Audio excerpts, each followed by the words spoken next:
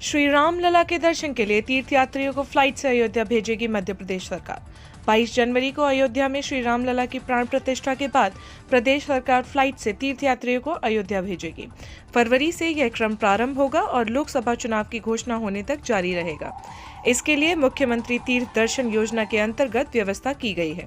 इसमें सभी जिलों से 60 वर्ष से अधिक आयु के व्यक्तियों को चयन कर भेजा जाएगा। वहीं भारत सरकार द्वारा 19 ट्रेनें भी उपलब्ध कराई जाएंगी। इंदौर में बोले मुख्यमंत्री मोहन यादव, मकर संक्रांति पर मध्य प्रदेश में 3 से 4 दिन मनाया जाएगा उत्सव। मकर संक्रांति पर मध्य प्रदेश में 3 से 4 दिन उत्सव मनाया जाएगा। इसके दौरान पारंपरिक पतंगबाजी, गुल्ली डंडे सहित अन्य खेल होंगे। वहीं युवाओं को इस पर्व का वैज्ञानिक महत्व बताने के लिए विज्ञान जागरूकता संबंधित आयोजन होंगे, जिसमें सभी विज्ञानी भी शामिल होंगे।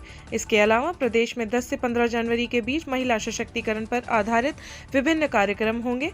लाडली बहना योजना की राशि बहनों के खातों में 10 जनवरी को जमा होगी।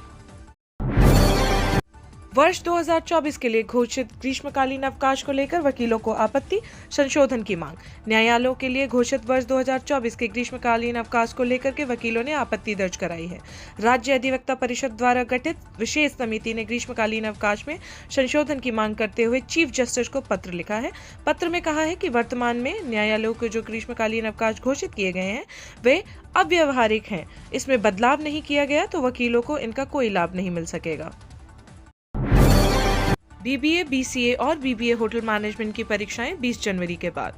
जनवरी के तीसरे सप्ताह से देवी अहिल्या विश्वविद्यालय स्नातकोत्तर पाठ्यक्रम के पहले तीसरे सेमेस्टर की परीक्षाएं आयोजित करेगा। इस बीच व्यावसायिक स्नातक पाठ्यक्रम के पेपर होंगे।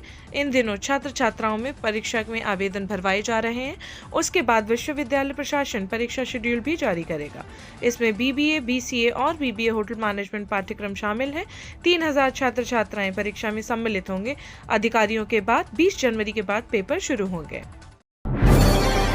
लोकसभा चुनाव के लिए कांग्रेस की रणनीति, आज बैठक में पहनाया जाएगा अमली जामा। कांग्रेस ने लोकसभा चुनाव की तैयारी तेज कर दी है। इसे कड़ी रणनीति में बनाने के लिए आज सोमवार को प्रदेश कांग्रेस कार्यालय में राजनीतिक मामलों और चुनाव समिति की बैठक बुलाई गई है।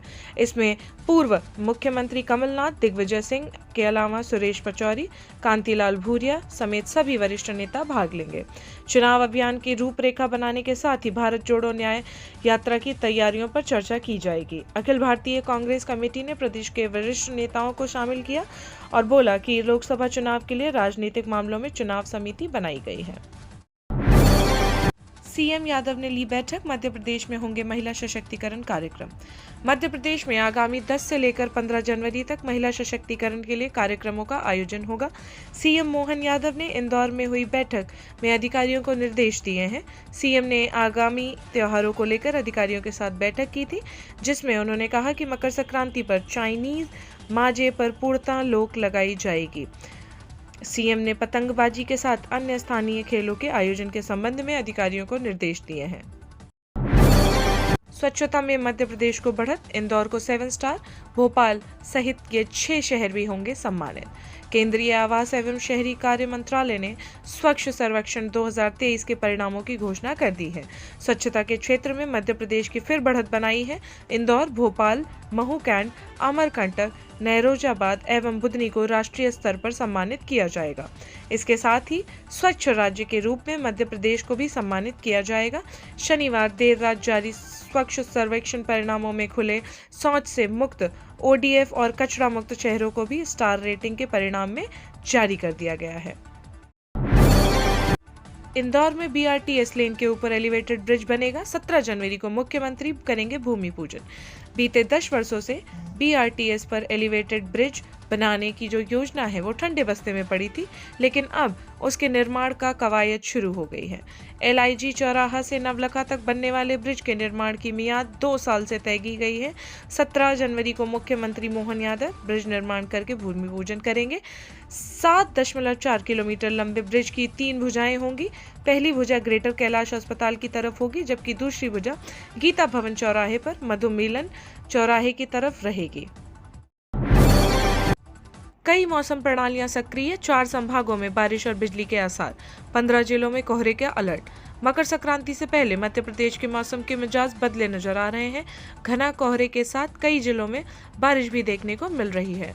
मौसम विभाग की माने फिलहाल 10 से 11 जनवरी तक मौसम यूं ही बना रहेगा और आज रविवार को 19 जिलों में घना कोहरा छाए रहने की चेतावनी जारी की गई है।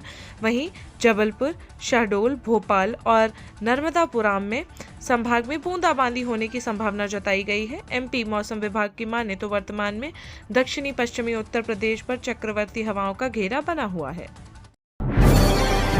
गांधी सागर अभयारण्य में विदेश से आएंगे चीते। गांधी सागर अभयारण्य में 64 किलोमीटर को बाड़ा तैयार कर लिया गया है। यहाँ पर करीब 28 किलोमीटर की फेसिंग का काम करीब पूरा हो गया है। इस प्रोजेक्ट की लागत करीब 17 से 18 करोड़ के आसपास है। अगले माह यानी फरवरी में चीतों के लिए अभयारण्य पूरी तरह तैयार हो जाएगा। इसके बाद चीतों को लाने का निर्णय होगा।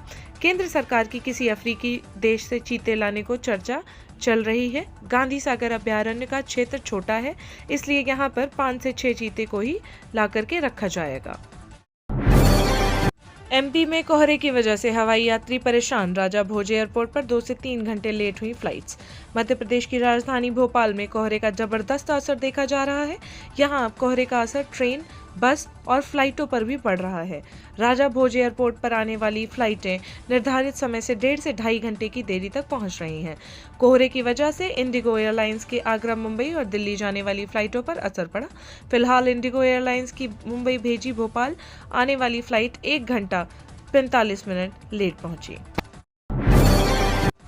मध्य प्रदेश में नए विधायकों की लगेगी पाठशाला। मध्य प्रदेश की 16वीं विधानसभा के नवनिर्वाचित विधायकों के प्रशिक्षण के लिए 2 दिवसीय प्रबोधन कार्यक्रम आयोजित किया जा रहा है, जिसमें विशेषज्ञ सदस्यों को संसदीय कार्य प्रणाली से रूबरू कराएंगे।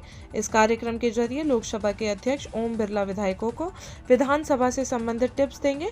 लोकसभा अध्यक्ष ओम बिरला 9 जनवरी को राजधानी भोपाल स्थित विधानसभा पहुंचेंगे, जहां वे संबोधन के जरिए विधायकों को संसदीय नियम, परंपराओं, सदन के सत्र संचालन की गतिविधियों के बारे में बताएंगे।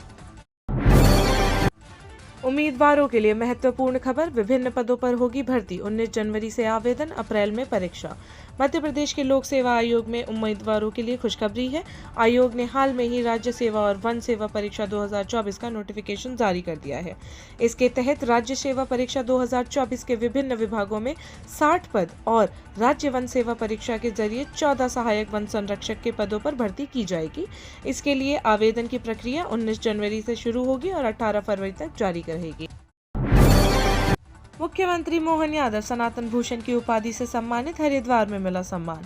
मुख्यमंत्री डॉक्टर मोहन यादव को अखिल भारतीय अखाड़ा परिषद ने पंचायती निरंजनी अखाड़ा हरिद्वार में शनिवार को सनातन भूषण की उपाधि से सम्मानित किया है।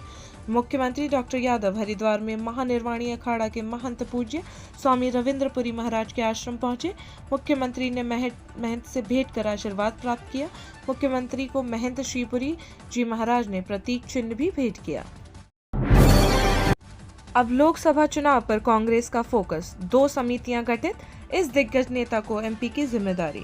मध्य प्रदेश, राजस्थान और छत्तीसगढ़ में मिली करारी हार के बाद अब कांग्रेस ने लोकसभा चुनाव को लेकर कमर कस ली है।